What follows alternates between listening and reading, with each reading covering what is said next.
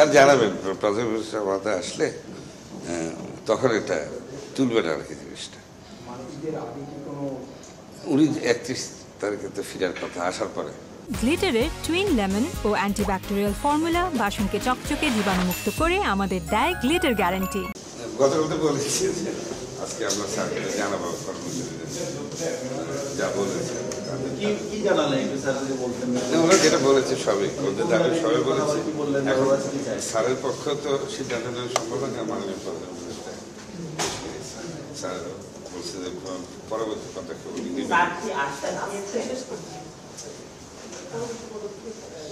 ওনার সাথে আলাপ করে পদক্ষেপ বলতে ওরা সরকার কি বলে সিদ্ধান্তটা সম্ভব আলাপ করে যা সিদ্ধান্ত হয়।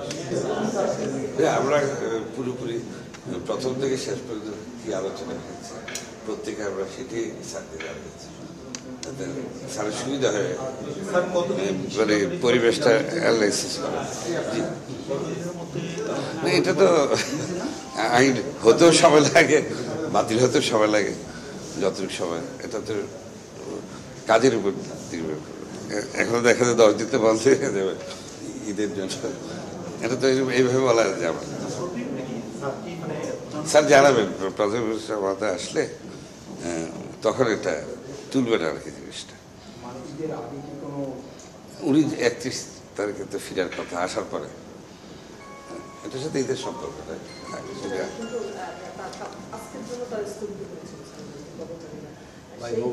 ওদেরকে তো আমরা জানাইনি, এখন হয়তো জানাবো যে এই বিষয়টা এখন ওনার উপর ডিপেন্ড করছে। হয়তো আমরা ওদের এখনো ভাবি না, দেখে ওরা যদি আসে কথা বলবো, জানাবো বিষয়টা। আর আমাদের কর্মচারীরা অবাধ্য না, ওরা শুনবে আমার বিশ্বাস। ওরা বুঝে তো, ওরা তো জানে ওদের হাত দিয়ে তো হয় সবকিছু, ওরা একটু বুঝবে, আমি বিশ্বাস করি যে ওরা স্থগিত করবে না। আমি যেটা সরকারি কর্মচারী সংসদের আইন ওইটা নিয়ে তো এখন আলোচনা।